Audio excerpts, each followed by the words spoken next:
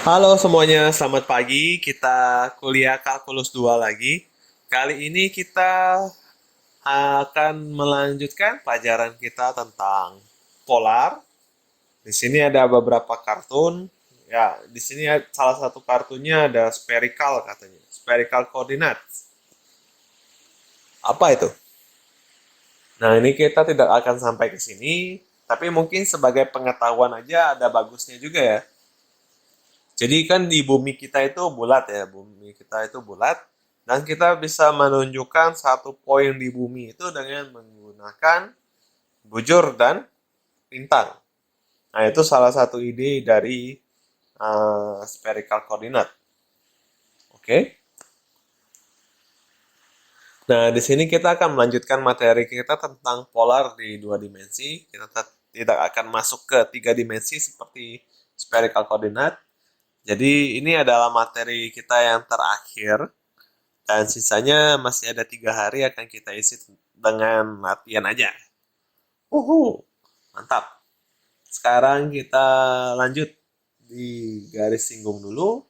Garis singgung ini kalian bisa cek dengan memanfaatkan persamaan parametrik seperti ini.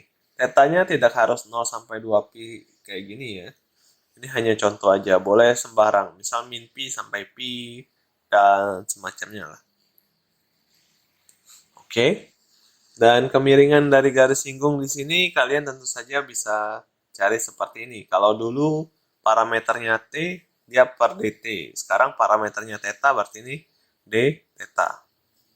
Dan sifatnya kemiringan vertikal, horizontal, dan singular semuanya sama dengan materi di persamaan parametrik.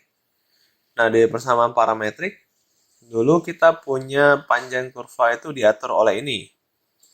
Berarti dengan parameter yang baru sekarang theta dan kita punya X dan Y-nya persamanya sudah seperti ini, berarti kita bisa cari masing-masing dx per d theta, dy per d theta.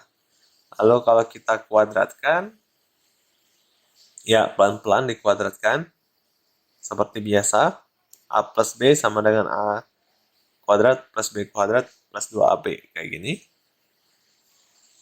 Lalu kalian jumlahkan yang kiri, yang kanan ini habis, yang bagian tengah ini sin kuadrat tambah cos kuadrat itu satu, yang kiri ini cos kuadrat tambah sin kuadrat satu juga. Jadi seperti ini. Karena f theta itu r, kalian juga boleh pandang ini sebagai r aksen kuadrat ditambah r kuadrat. Berarti panjang kurva dari polar itu seperti ini ya. Karena penjumlahan dari persamaan parametriknya hasilnya ini, jadi ini aja. R aksen kuadrat ditambah R kuadrat. Gitu. Nah, tapi di sini f theta-nya harus fungsi ya, dalam arti kalau kalian ambil garis terhadap titik pusat, kalian hanya boleh memotong satu titik di kurva tersebut. Nggak boleh double. Ya, oke. Di sini fungsi ya, kembali lagi buka definisi fungsi. Oke, selanjutnya yang menjadi masalah di garis singgung itu adalah titik asal. Karena titik asal di koordinat polar, kalian bisa ingat, itu tidak unik penulisannya, yaitu 0, theta seperti ini. Tetanya boleh apapun. Tapi, waktu kita mencari garis singgung untuk suatu kurva, kurva ini tidak akan melalui titik asal untuk sembarang theta kan. Dia ada theta tertentu. Kecuali ya R-nya sama dengan 0 langsung. Oke. Nah, di sini R-nya sama dengan F theta yang bukan 0 lah istilahnya. R-nya tidak sama dengan 0 untuk semua theta, anggap begitu. Nah, di sini dia melalui titik asal di suatu sudut theta 0 misalnya. Dengan ilustrasi seperti ini misalnya. Waktu di theta 0 dia 0. Tapi perubahan R terhadap theta itu tidak 0. Jadi dari sini ini 0, dia berubah naik ke atas. Gitu. Oke. Jadi di sini dia tidak 0 perubahannya terhadap theta. Jadi kalau D-nya tidak 0, apa yang terjadi? Artinya titik asal itu memiliki garis singgung theta sama dengan theta 0 ini sendiri. Ya, ingat ya di materi sebelumnya kalau tetanya konstan itu adalah garis lurus yang melalui titik asal. Nah, mungkin daripada melalui gambar kita menggunakan buktinya menggunakan matematik langsung. Kita tadi sudah punya dx per d-nya seperti ini. Kalau tetanya kita masukkan theta 0 kayak gini. Kalian tahu kalau di theta 0 titik ini melalui titik asal. Oke, kurvanya melalui titik asal. Berarti nilai jari-jarinya akan 0. R-nya akan 0. Oke. R-nya akan 0, berarti bagian ini 0, bagian ini juga 0. Kalau kalian cari kemiringannya dy per dx, kalian akan mendapatkan tinggal ini bagi ini kan. Karena bagian f theta-nya ini 0, berarti tinggal yang ini bagi ini. Dan karena turunannya terhadap theta, dr per d theta-nya tidak 0, ini boleh kalian coret.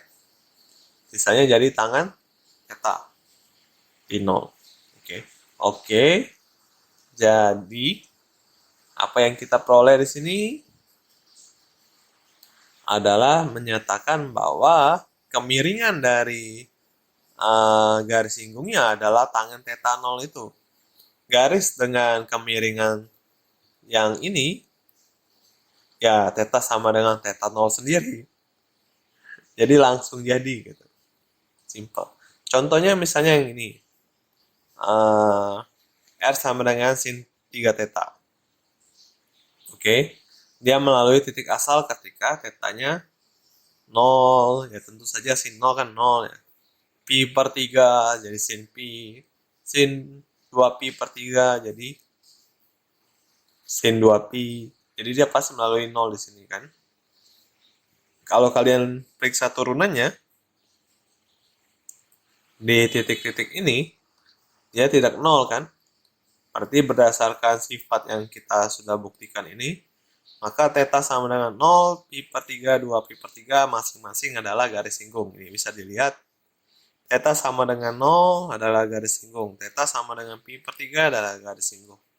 Theta sama dengan 2 pi per 3 adalah garis singgung. Lalu tentang luas kurva. Luas kurva misalnya kembali lagi, R sama dengan F theta adalah fungsi. Dalam arti kalau kalian tarik garis terhadap titik asal, dia hanya memotong sekali. Oke.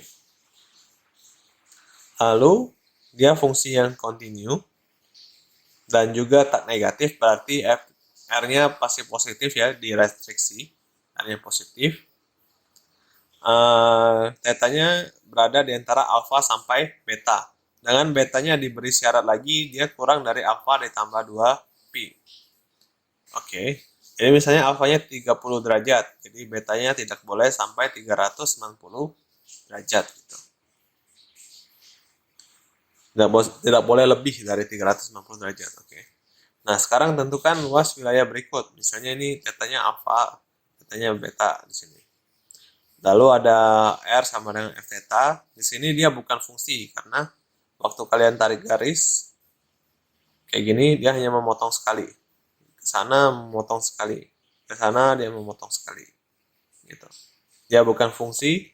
Dia adalah fungsi. Dia adalah fungsi.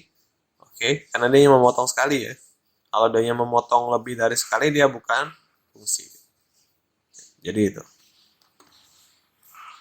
Oke, nah sekarang coba tentukan luas wilayah ini. Caranya bagaimana? Tentu saja kita menggunakan partisi. Nah, misalnya kita melakukan partisi potong gitu.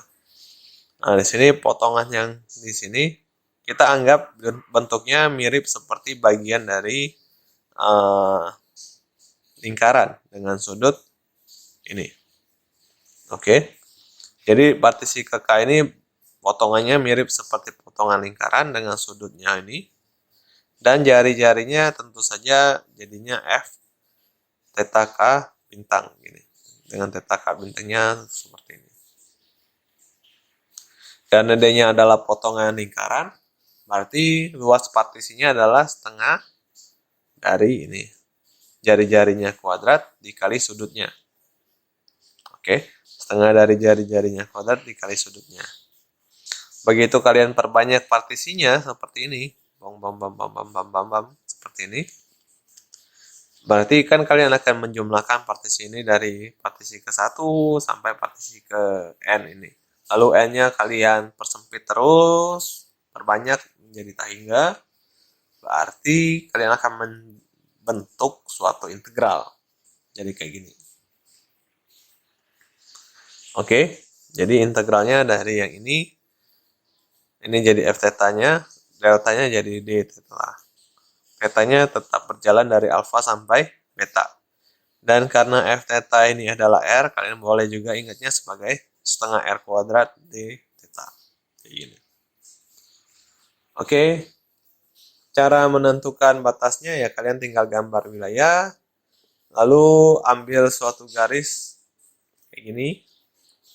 Kalian tinggal rotasi-rotasikan aja wilayahnya kira-kira dari sudut mana sampai sudut mana. Itulah batas atas dan batas bawahnya dari integral. Contohnya misalnya yang ini. Kalian diminta untuk mencari luas wilayah ini di kuadran pertama aja.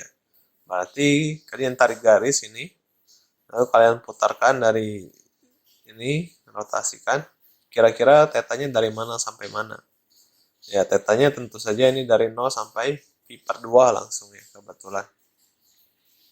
Oke, jadi kalian tinggal integralkan aja 0 sampai pi per 2 dari setengah r kuadrat d theta. R-nya adalah 1 min cos theta. Tinggal dikuadratkan. Lalu cos kuadrat ini karena tidak bisa diintegralkan, kalian pecah dulu jadi setengah ditambah setengah cos 2 theta ya. Jadi setengah satunya lagi ditambah 1, 3 per 2. Kayak gini. Lalu integralkan terhadap theta, ini 3 per 2 jadi 3 per 2 theta ya, hati-hati. Jangan 3 per 2 x, tapi di sini theta. Karena kalian integralnya terhadap d theta. Oke, tinggal dimasukkan aja.